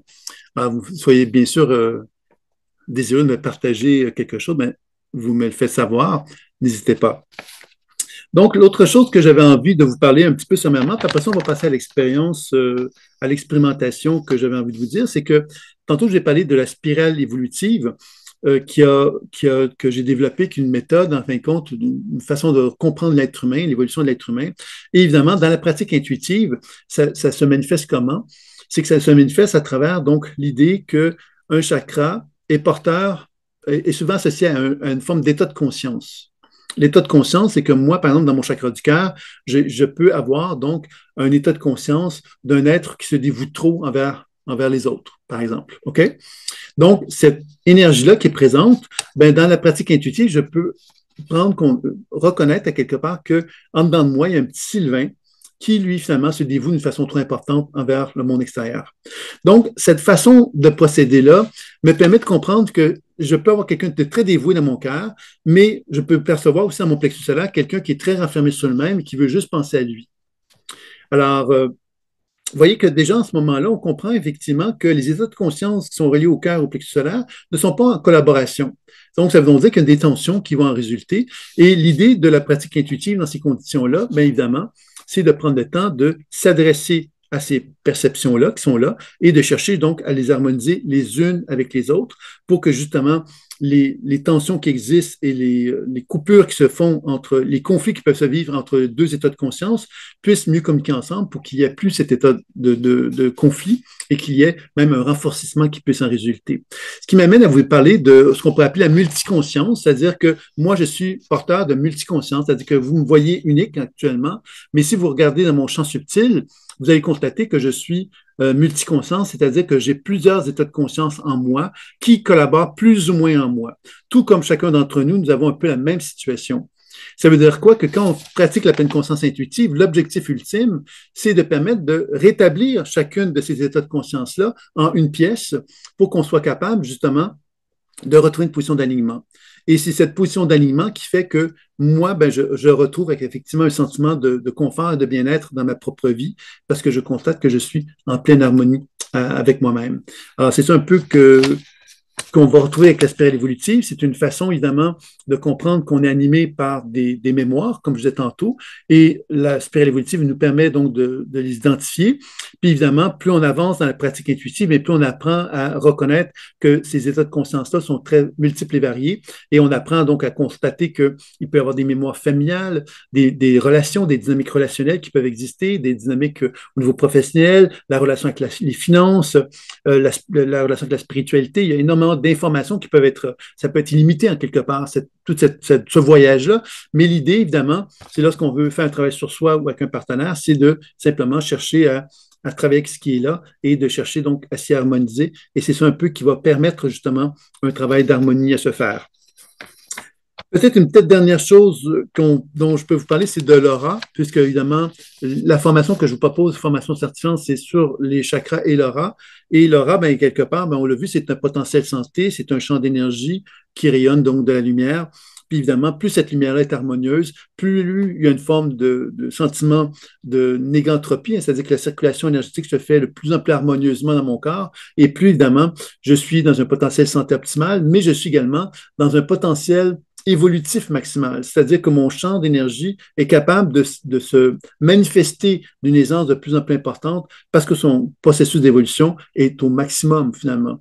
Donc, vous voyez que c'est ça un petit peu que je pourrais vous dire parce qu'il y aurait bien d'autres choses à dire, mais encore là, les soins de l'aura, bien évidemment, sont d'autres techniques qu'on va apprendre à utiliser pour intervenir sur le champ énergétique, sur soi-même ou sur un partenaire, pour favoriser, donc encore une fois, cette compréhension des mécanismes qui va permettre donc de chercher à rétablir justement cette fameuse harmonie, cet alignement qui est toujours l'objectif ultime là, de tout ça. Donc, c'est un petit peu ce que j'avais envie de vous présenter pour la première étape de la conférence, puisque là, on va passer à une étape d'expérience que je vais vous faire expérimenter, une petite technique toute simple quand même, qui va nous permettre donc de finaliser la beauté. Mais avant tout ça, je vais simplement vous parler d'une part, vous allez recevoir donc le replay de cette conférence par email. Et dans cet email-là que vous allez recevoir également un lien pour découvrir la formation que je propose. Il n'y a aucune obligation, hein, comme je dis, ben, c'est une formation certifiante qui se fait en ligne et il y a donc une présentation vidéo qui vous explique pourquoi elle est en ligne et je ne vais peut-être pas prendre le temps aujourd'hui de vous réexpliquer tout ça parce qu'évidemment, ça prendrait du temps, puis je pense que c'est peut-être pas pertinent de le répéter puisque ça sera déjà sur la page de vente. Vous avez une petite vidéo qui vous explique la raison d'être de tout ça.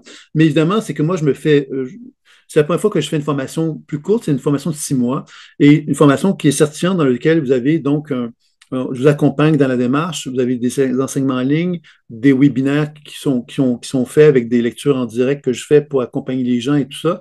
Et vous avez une supervision à la fin, tout ça. Donc, vous pourrez jeter un coup d'œil si ça vous intéresse. Et évidemment, si vous avez envie ensuite de communiquer avec moi, vous allez avoir un lien également. Vous allez pouvoir prendre rendez-vous avec moi si vous avez des questions ou des choses que vous aimeriez me partager concernant tout cela. Alors, je n'irai pas plus en détail dans cette présentation-là, mais vous savez que si ça vous intéresse, vous pourrez jeter un coup d'œil. C'est une formation qui dure donc 6 mois, qui n'est pas très longue et il y a plusieurs modalités de paiement qui facilitent donc l'inscription si vous avez le désir. Vous pouvez donc jeter un coup d'œil puis revenir vers moi si vous avez des questions concernant cela, sachant évidemment que vous allez avoir une conférence mercredi prochain, qui va être la suite de celle-ci, dans lequel je vais faire une lecture intuitive en direct, dans lequel je vais reprendre les exercices sur les chakras que je vous ai présentés, les techniques que je vous ai présentées, et on va chercher à les mettre en application avec des gens de la salle. Donc, ça va permettre aussi de voir de quelle façon que ça se fait plus concrètement, pourrait-on dire, les diverses techniques, en quoi elles sont utiles aussi, de quelle façon qu'elles peuvent être utiles pour justement accompagner une personne. Et ça sera donc avec des personnes de la salle qui seront là. Donc, si ça vous dit, vous allez pouvoir donc me faire part de tout ça. Alors, évidemment, pourquoi ces formations-là? Bien évidemment, on peut se poser, est-ce que ça s'adresse uniquement qu'à des professionnels? Je vous dirais bien sûr que non.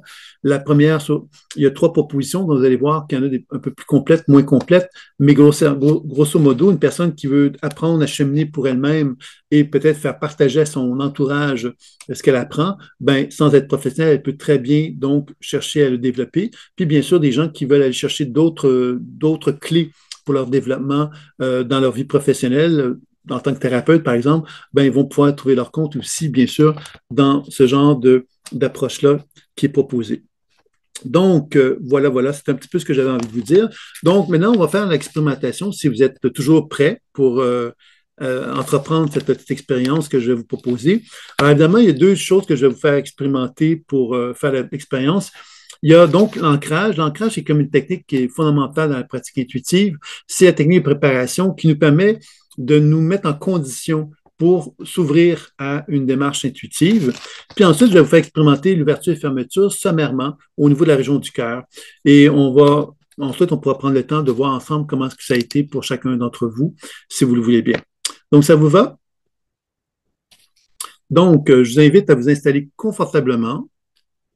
Puis, si vous avez des questions, des interrogations avant de commencer, bien, ce serait le moment hein, parce qu'on va se lancer dans l'expérience. Je vais vérifier, c'est bon. OK. OK, donc je vais vous inviter à vous installer confortablement de façon à ce que votre corps puisse se relaxer, se relâcher, se détendre. Si vous le souhaitez, vous pouvez fermer les yeux et en fermant les yeux, vous allez simplement vous donner l'opportunité de porter votre conscience à l'intérieur de votre corps de façon à ce que vous puissiez accueillir ce qui est présent dans celui-ci. Il est possible que vous puissiez avoir des images, des sensations ou encore des mots qui se manifestent à vous, des sons, que vous allez prendre le temps simplement d'accueillir comme étant ce qui est à cet instant. Et tout doucement, vous allez ressentir un appel, comme si sous la plante de vos pieds, vous allez constater que l'énergie tellurique de la Terre avait un désir de se relier à vous. Et c'est alors que vous allez simplement porter votre attention vers vos deux pieds et que vous allez créer des racines sous la plante de chacun d'eux pour descendre très, très, très profondément dans la Terre afin de vous relier à l'énergie tellurique de la Terre qui est infiniment abondante dans la planète. Et vous allez constater que cette énergie de la Terre est très, très, très généreuse et qu'elle va se propager dans vos racines avec énormément de force et de puissance et qu'elle va remonter dans vos racines, remonter, remonter, remonter jusqu'à vos pieds et que cette énergie de la Terre, très, très généreuse, va se propager dans vos talons, dans la plante de vos pieds et dans vos orteils. Et vous allez chercher à accompagner ce mouvement de cette énergie tellurique de la Terre dans vos deux pieds, de façon à ce que cette énergie puisse se propager le plus abondamment possible dans vos talons, dans la plante de vos pieds et dans vos orteils, de façon à ce que vos deux pieds se sentent de plus en plus fortement ancrés à la terre et que cette énergie de la terre puisse se propager encore plus abondamment dans chacun de vos pieds, comme si vous aviez le sentiment que vos deux pieds devenaient de plus en plus profondément ancrés dans le sol et que cette énergie de la terre se propageait encore plus abondamment dans chacun d'eux et que tout doucement, cet énergie de la terre vous rappelait que vous avez le désir, le souhait de marquer le sol. Marquer le sol comme si vous reconnaissiez votre droit à l'existence, comme si vous aviez le droit de marquer ce sol pour témoigner de ce désir que vous avez d'exister dans la matière, dans le monde terrestre. Et à mesure que vous marquez ce sol, cette énergie tellurique de la Terre va se propager dans vos chevilles, dans vos mollets, dans vos genoux, dans vos cuisses et dans vos hanches, comme si cette énergie de la Terre vous invitait à vous sentir soutenu, vous donnant envie de vous tenir debout et d'assumer pleinement qui vous êtes. Et vous cherchez ici à bien ressentir, bien voir et bien entendre cette idée que vous êtes vraiment en train d'assumer pleinement ce que vous êtes grâce à cette énergie de la Terre qui vous soutient et vous supporte dans ce désir que vous avez de vous tenir debout. Et tout doucement, cette énergie de la Terre se propage dans vos deux jambes, vous invitant donc à reconnaître cette puissance qui est la vôtre, de vous tenir debout et d'assumer justement la vie qui anime, qui existe dans vos deux jambes. Et tout doucement, cette énergie de la Terre va se propager dans la région de votre bassin, dans la région du chakra racine, et vous cherchez à bien accueillir cette énergie de la Terre qui est toujours très, très généreuse et qui se propage avec beaucoup d'abondance dans votre chakra racine, comme si l'énergie de la Terre venait vous bercer dans votre chakra racine, comme si vous étiez un enfant et que l'énergie de la Terre était une mère maternelle qui vous prenait dans ses bras et vous berçait tendrement, avec douceur, gentillesse, délicatesse. Et que ce bercement vous permettait de bien ressentir, de bien voir, de bien entendre la détente que cela procure en vous, comme si ça vous permettait de recevoir encore plus d'énergie tellurique de la Terre, comme si cette énergie de la Terre venait vous sécuriser, vous réconforter, vous permettre d'expérimenter une nouvelle sécurité que vous n'aviez jamais peut-être pu expérimenter jusqu'alors. Et cette sécurité vous permet vraiment de sentir comme un relâchement, une relaxation, un bien-être qui vous permet donc de constater que cette énergie de la Terre poursuit tout doucement sa remontée vers la région du ventre, la région du chakra sacré. Et on cherche ici à bien ressentir, bien voir, bien entendre cette énergie de la Terre qui est toujours très puissante et qui se propage très, très librement vers votre chakra sacré, vers la région du ventre. Et cela vous fait beaucoup de bien d'expérimenter cette énergie de la Terre qui se propage dans cette région, comme si l'énergie de la Terre était là pour vous dire que quoi que tu sois, tu as le droit de l'être.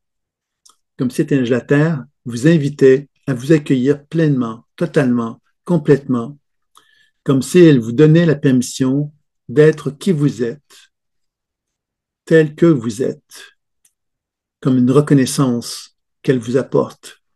Et cette reconnaissance vous amène à vous reconnaître aussi et vous permet encore une fois de ressentir comme une relaxation, un relâchement, comme si on pouvait laisser tomber les masques, comme si on pouvait se regarder dans un miroir et se voir tel que nous sommes, dans notre lumière, dans notre rayonnement, avec nos forces et nos faiblesses, un juste regard qui nous permet de nous sentir plus forts intérieurement, plus solides quand nous reconnaissons qui nous sommes véritablement. Et on l'accueille. On le prend dans ses bras et on l'accueille, comme si cela nous permettait vraiment de nous reconnaître dans notre profondeur. Tout doucement, cette énergie de la Terre va poursuivre sa remontée vers le chakra solaire et on cherche ici à bien ressentir, bien voir et bien entendre cette énergie de la Terre qui remonte au chakra solaire. Cette énergie de la Terre est là pour nous rappeler que nous avons le droit de prendre notre place. Prendre notre place sur Terre, c'est de nous reconnaître dans notre lumière, de nous permettre de rayonner, de laisser cette lumière se répandre dans notre plexus solaire pour constater que nous avons une puissance, que nous avons le droit d'exprimer cette puissance.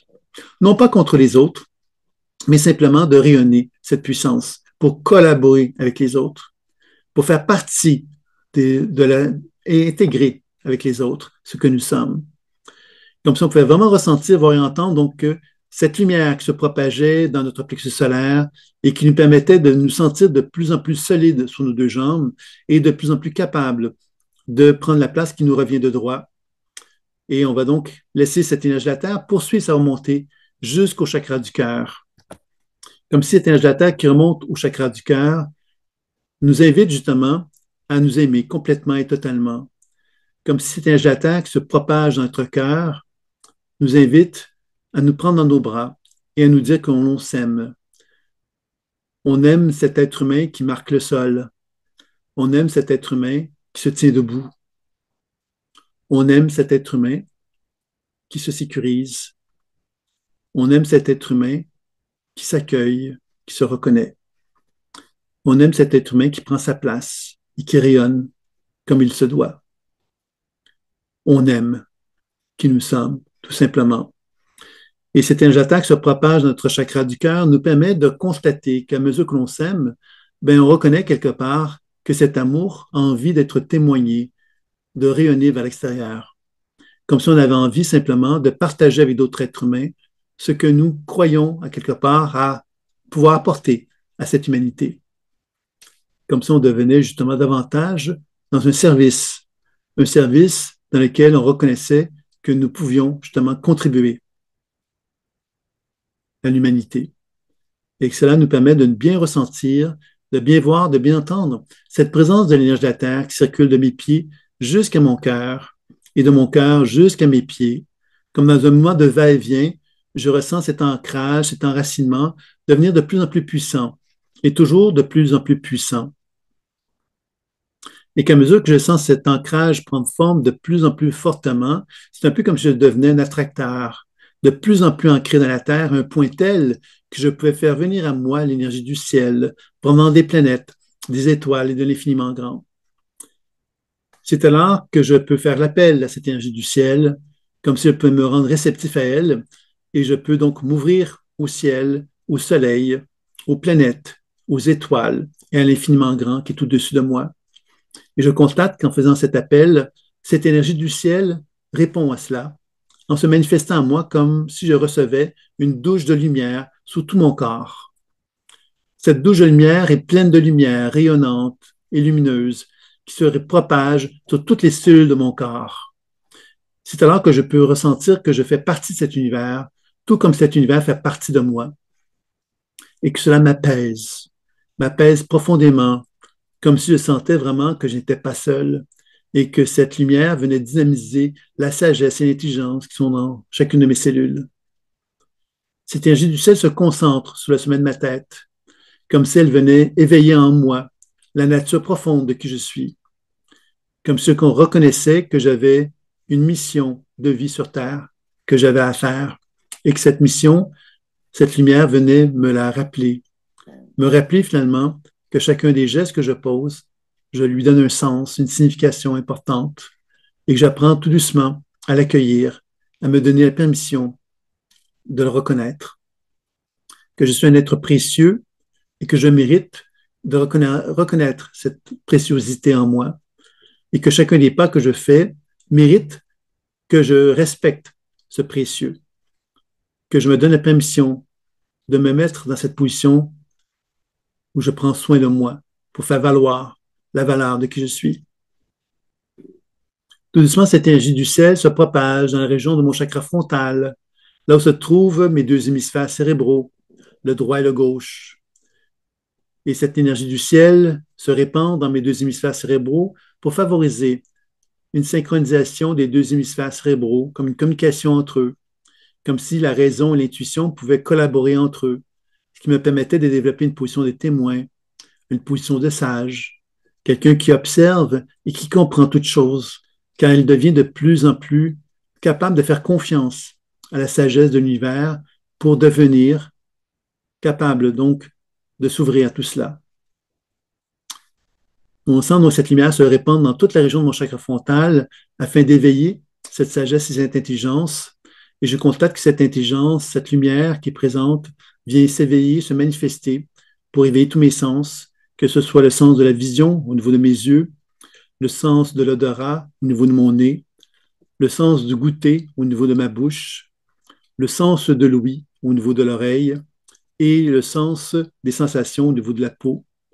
Et que chacun de ces sens sont activés, dynamisés par cette lumière qui se répand dans toute la boîte crânienne et dans tout mon visage, me permettant d'optimiser, d'augmenter quelque part cette habileté que j'ai de me rendre réceptif à cette sagesse intelligente qui se manifeste à moi. Et tout doucement, cette énergie du ciel va descendre au niveau de ma gorge afin de m'ouvrir au pouvoir de l'expression, de la parole qui soigne et qui guérit, dans lequel je reconnais justement que chacun des mots que j'exprime peuvent être porteurs d'une sagesse et d'une intelligence et d'une lumière, en étant simplement attentif à cette sagesse intelligente qui peut animer chacune de mes paroles, chacun des sons que j'émets de ma bouche. Puis tout doucement, cette énergie du ciel va poursuivre sa descente jusqu'au chakra du cœur, là où se localise déjà l'énergie de la Terre en quantité importante. Et ces deux énergies vont se mélanger l'une dans l'autre, créer un soleil rayonnant lumineux dans mon cœur. Et je cherche ici à bien ressentir, bien voir, bien entendre ce rayonnement de lumière qui prend forme dans mon cœur.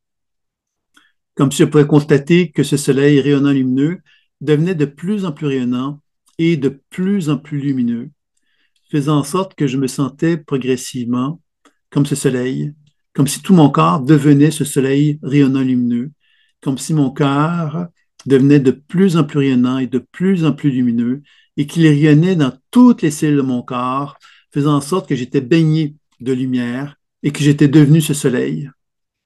Et que tout ça me permettait de vraiment bien ressentir, bien voir, bien entendre cette position d'équilibre et d'harmonie qui se manifeste en moi, comme si je reconnaissais qu'il y avait une forme d'alignement qui prenait forme dans cet échange énergétique que j'effectue.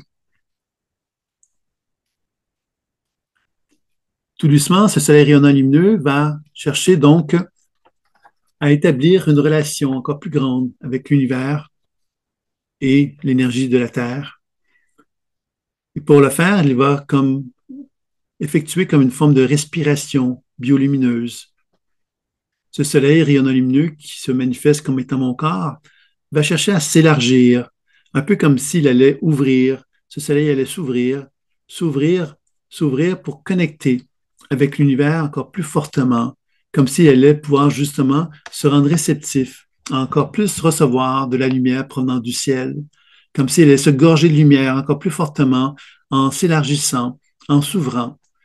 Et ensuite, évidemment, à mesure qu'on s'ouvre, ensuite, on va avoir besoin de refermer, donc de revenir vers soi-même, un peu comme si on allait refermer à quelque part cette lumière. Et on réouvre ensuite. Et à notre rythme, on ouvre et on ferme.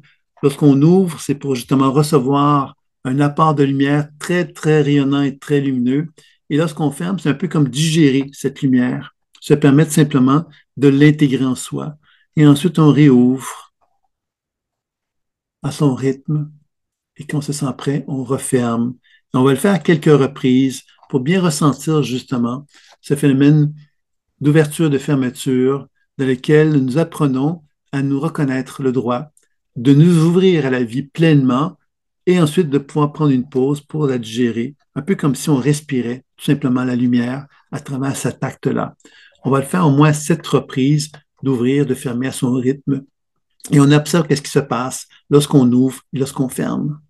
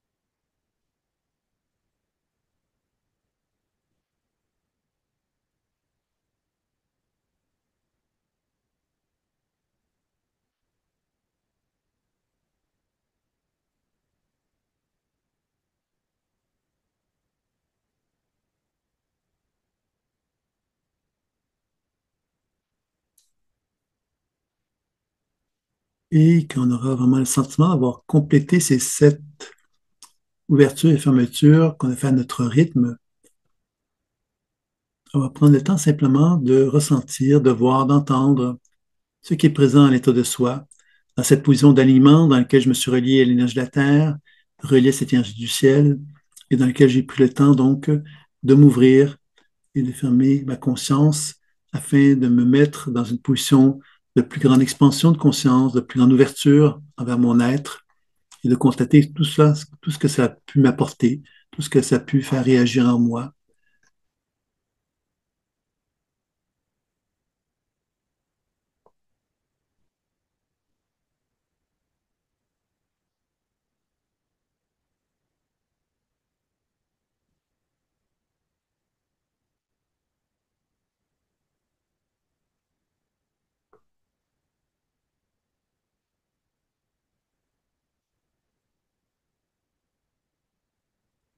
Et quand je serai prêt, ben, je pourrai simplement prendre le temps de remercier tout ce qui a pu se présenter à moi aujourd'hui, de manifester ma gratitude envers cet ancrage que j'ai pu expérimenter, cette expérience d'ouverture et de fermeture que j'ai pu effectuer aussi. Quand je serai prêt, ben, je pourrai simplement donc prendre une bonne inspiration, bouger les extrémités et ouvrir les yeux. Et si je le souhaite, ben, je pourrais prendre le temps de noter ce que j'ai pu expérimenter tout au long de cet exercice.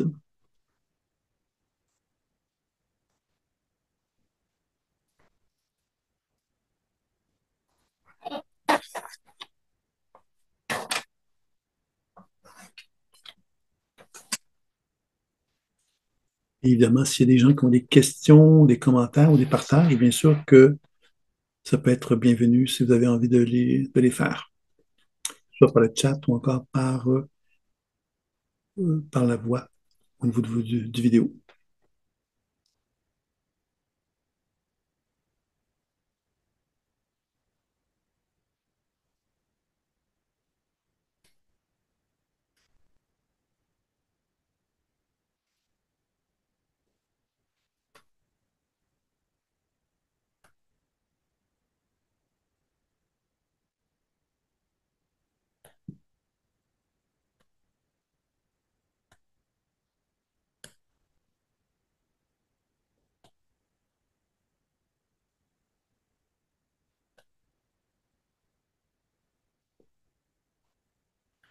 Donc, c'est les questions concernant cette petite méditation-là ou pas.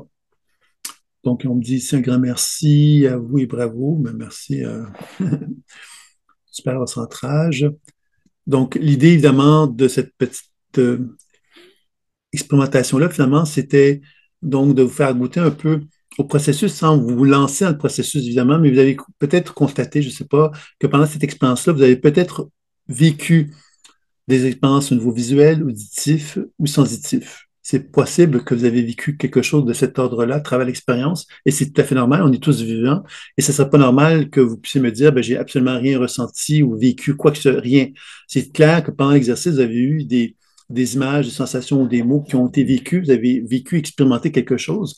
Et cette expérience-là, évidemment, c'est ça un peu le but de la pratique de la pleine conscience intuitive, c'est d'apprendre maintenant à reconnaître que ces expériences ont eu lieu et de chercher maintenant ensuite à apprendre donc vraiment à réapprivoiser ce qu'on a vécu pour apprendre donc à questionner, déprogrammer, soigner, intervenir dans notre corps, d'apprendre à voyager en soi, à voyager vers les autres. C'est ça un peu l'idée du langage intuitif. C'est comme ça que ça va devenir de plus en plus naturel de pouvoir prendre forme.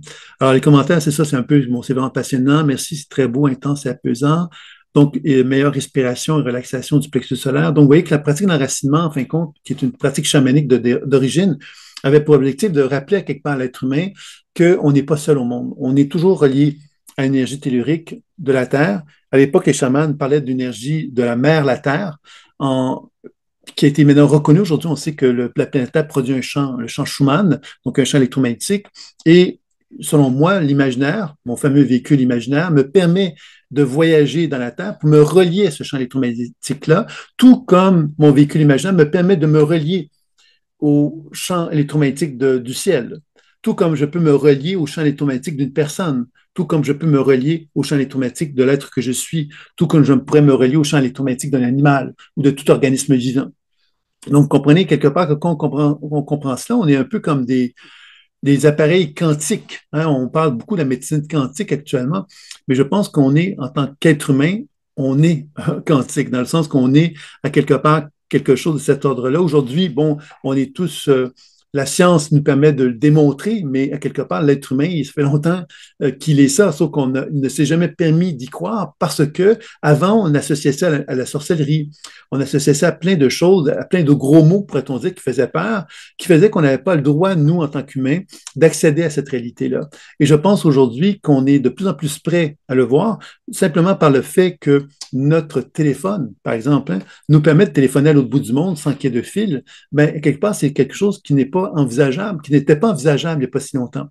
Et je pense que le fait qu'on commence à s'ouvrir à cette idée que la Terre, c'est un réseau, hein, c'est un réseau d'informations qui circule, ben notre cerveau est quand même de plus en plus capable de reconnaître cette réalité-là. Et on commence, grâce à notre imaginaire, à s'ouvrir à l'idée que notre conscience puisse être capable puisse être capable de le faire. Et c'est ça, quelque part, que moi, j'avais envie donc de vous partager aujourd'hui. Puis évidemment, si ça vous intéresse d'aller plus loin, bien évidemment, vous pourrez jeter un coup d'œil sur la proposition que je ferai. La semaine prochaine, vous avez donc une lecture intuitive. Vous avez également aussi ce livre-là que vous avez en version PDF. Voilà, je ne sais pas si vous le voyez, en version PDF avec la conférence de ce soir. C'est un livre finalement qui est un livre que moi j'ai beaucoup aimé écrire. C'est un livre un peu, ça peut se présenter un peu comme un récit initiatique dans lequel il y a vraiment c'est des choses qui ont été vécues, hein, que je vous raconte dans ce livre-là et qui vous présente finalement l'idée de quelle façon qu'on peut devenir un messager. Un messager, qu'est-ce que c'est? C'est un être finalement qui reconnaît son humanité. Et que quand je dis reconnaître son humanité, je veux dire par là, reconnaître à quelque part les multiples possibilités de l'être humain que nous sommes, que nous avons appris à négliger, que nous avons appris à oublier avec le temps, pour toutes sortes de raisons, et qu'aujourd'hui, ben, quelque part, progressivement, bon, on y revient. Et ce livre-là que je vous ai offert avec ce lien-là, ben, vous dit de jeter un coup d'œil, ben, c'est un livre, je pense, qui pourrait vous plaire. J'ai trouvé des très bons commentaires sur ce petit livre-là, qui est un livre qui a même pas 100 pages, qui se lit assez bien et qui quand même une belle vision je pense, une belle vision par rapport à la pratique que je propose et qui vous donne une indication un petit peu des possibilités ou des applications possibles de la pratique. Donc, ça vous dit, vous pourrez toujours revenir là-dessus. Il y a également une question ici de le cours. Merci, je me pose toujours la question de se mettre dans une boule de protection avant cette pratique d'ancrage ou avant un soin. C'est une question quelque part qui est intéressante, cette notion de protection. De quoi avons-nous peur? On pourrait dire ça comme ceci, de quoi avons-nous peur? Quand on sort dans la rue, avec le COVID, entre autres, on a vécu quelque chose d'assez traumatisant, je pense, à ce niveau-là. C'est-à-dire que quand on sortait dans la rue, un microbe pourrait nous tomber dessus à tout instant, à tout moment. Donc, évidemment, on portait les masques, on portait toutes sortes de choses parce qu'on avait l'impression, effectivement, qu'on allait se faire attaquer à tout moment par quelque chose qu'on ne voyait pas. Et je pense que ça reflète un peu cette idée-là, de cette fameuse notion de bulle de protection, mais en évidence, à quelque part, ce que la tradition ésotérique et spirituelle nous a beaucoup enseigné, c'est d'avoir peur. Avoir peur de quoi? Ben, des méchants. Les méchants, c'est qui? Ben, c'est les entités, c'est le bas astral, c'est quelque part les manipulations autres et diverses qui peuvent exister. Et qu'est-ce qu'on retrouve dans l'humanité sur Terre, sans parler de spiritualité? C'est exactement la même chose. On retrouve exactement les mêmes manipulations, etc., qui peuvent exister. Donc, dans les soins énergétiques, moi, ce que je dirais, c'est que la pratique d'enracinement, c'est une position d'alignement qui me permet d'être dans mon pouvoir. Et quand je suis dans mon pouvoir, je ne suis pas, à quelque part, je ne suis pas dans une position pour me faire happer par des forces. Où est-ce qu'il y a un danger d'être happé par des forces? Moi, ce que j'ai vu finalement dans ma vie, c'est que moi, j'ai été exorcisé quand j'étais avec mon guérisseur, quand je lui ai parlé. Et cet exorcisme-là m'a permis, moi, j'ai eu très peur de l'exorcisme parce que, premièrement, j'avais suivi une formation, mais on ne m'avait pas expliqué de quoi il s'agissait. Donc, je me suis retrouvé avec un guérisseur qui faisait de l'exorcisme et il m'a dit que j'étais possédé, entre guillemets. Donc, j'étais exorcisé pendant le stage. Moi, ça m'a ensuite, bon, j'ai toujours resté avec un grand questionnement sur ce que c'était, ce que j'avais vécu. Et la vie est bien faite. J'ai été confronté à beaucoup de personnes qui se disaient possédées, qui sont venues me voir et avec qui j'ai travaillé et avec de bons résultats. Hein. Puis c'est ça que ça m'a permis vraiment de pouvoir arriver à l'apprivoiser, cette compréhension-là, grâce à ces expériences-là que j'ai vécues. Et quand on me dit la bulle de protection, ben quelque part, si on est perturbé, on n'est pas un équilibre psychologique, ben quelque part, la bulle de protection elle ne changera rien. C'est pas la bulle de protection qui va nous protéger de quelque chose. C'est l'apprentissage de l'être que nous sommes. Si j'apprivoise qui je suis, je m'harmonise à qui je suis, je me mets dans une position d'équilibre avec moi-même, je suis dans une position de force, je suis dans une position où je ne serai pas happé par quelque chose. Et la présence d'enracinement, c'est vraiment la technique de protection par excellence, je dirais, parce que justement, elle me permet de me reconnecter avec qui je suis. Alors que la fameuse bulle de protection, qu'est-ce que c'est? Ben, je m'imagine que je mets une boule de lumière autour de moi, puis parce que j'ai une boule de lumière autour de moi, je suis protégé. Mais si moi, je suis plein de perturbations, puis plein de peur en moi, est-ce que vous pensez vraiment que cette bulle de protection-là va vraiment me protéger? Mais non. C'est là, quelque part, qu'on conçoit encore une fois cette idée que on essaie de se sécuriser en mettant comme un peu comme un genre de pansement sur quelque chose sans vouloir regarder c'est quoi la plaie qui est là. Si on prend le temps de soigner la plaie, on a beaucoup plus de chances de résultats que si on se met simplement, on se met comme des trucs à quelque part qui ne vont pas sécuriser rien, qui ne vont pas guérir rien si on ne prend pas le soin, on ne prend pas soin de la plaie en fin de compte.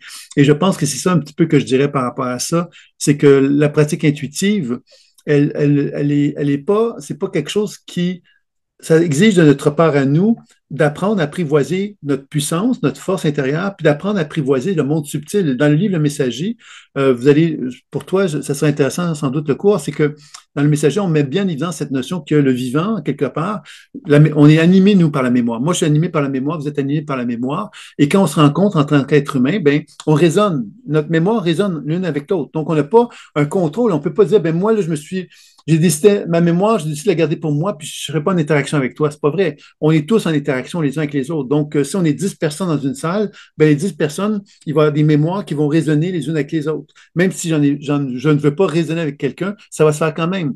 Donc, vous comprenez finalement que ce processus-là, c'est la vie. C'est la communication qui existe dans nos cellules qui interagissent avec d'autres êtres humains et que quand on comprend ça, ben, on apprend justement à démystifier tout ça pour être capable de le gérer mieux de comprendre c'est quoi les mécanismes, etc., plutôt finalement que de s'imaginer que parce qu'on met une lumière, par exemple, ben, on va se protéger, qui est pour moi une façon un peu mentale. Le mental, à quelque part, lui arrive avec des règles et des lois. Ah, mais si tu fais une boule de lumière, tu vas être protégé. Ah oui? OK, mais pourquoi tu dis ça? Ah, mais parce que je l'ai lu dans un livre. Vous voyez, le processus mental est souvent basé sur des convictions intellectuelles qui nous sécurisent. Alors que dans le processus intuitif, on comprend bien quelque part que malheureusement, dans les faits, le travail qui va être le plus efficace pour se protéger, c'est d'apprendre justement à gérer à quelque part notre monde intérieur, puis être capable de mieux interagir avec le monde extérieur, puis comprendre ces mécanismes subtils qui sont présents à ce niveau-là. Alors, il y a quelqu'un qui me pose, Mickey, qui me dit comment recevoir votre livre en PDF. Bien évidemment, vous devriez l'avoir reçu normalement. Vous devriez l'avoir reçu dans la réponse du mail. Si vous avez confirmé votre mail, parce que peut-être des gens ne l'ont pas fait. Si vous n'avez pas confirmé, vous ne l'avez pas reçu, mais si vous avez confirmé votre email, vous avez reçu une invitation pour cette conférence-ci, pour la conférence de la semaine prochaine et la version PDF du livre. Vous avez ça également en lien normalement dans le mail. Si vous ne l'avez pas eu, ben, vous pouvez toujours m'en faire part, puis je pourrais toujours vous réenvoyer. Mais normalement, vous devez l'avoir reçu puisque vous êtes là. Donc, ça veut donc dire que vous vous êtes inscrit dans l'invitation et vous deviez l'avoir reçu. Donc, si vous n'en l'avez pas, ben, vous pouvez m'en faire part, puis je regarderai ce qu'on peut faire pour ça. Donc, voilà, est-ce qu'il y aurait d'autres questions avant qu'on termine? Un, deux, trois, quatre, cinq. Donc, écoutez, je ne vais pas vous importuner plus longtemps. J'espère que vous avez apprécié, que ça vous a donné envie d'en savoir plus. La bonne nouvelle, c'est qu'il y a un plus. Si vous êtes intéressé, il y aura donc une autre animation la semaine prochaine, le mercredi, et celle-ci sera peut-être un peu plus interactive puisque ce sera des lectures intuitives en direct. Donc, je vais vous présenter les techniques sur les chakras et la pleine conscience intuitive. Et évidemment, il y aura donc ensuite des démonstrations qui seront faites pour vous montrer un petit peu comment ça se fait dans l'interaction qu'on peut faire avec les gens. Ça vous permet de mieux cerner peut-être de quelle façon quoi, vous pouvez utiliser ça dans votre pratique. Donc, je vais donc m'arrêter ici. Vous allez recevoir donc le replay de la vidéo. Et pour ceux, ben, j'enverrai de nouveau le lien pour le messager dans le prochain email. Donc, vous allez pouvoir voir la version que c'est possible d'accéder donc au livre Le Messager pour ceux qui ne l'ont pas reçu. Et vous aurez donc l'invitation pour la prochaine conférence aussi, la lecture intuitive en direct de la semaine prochaine.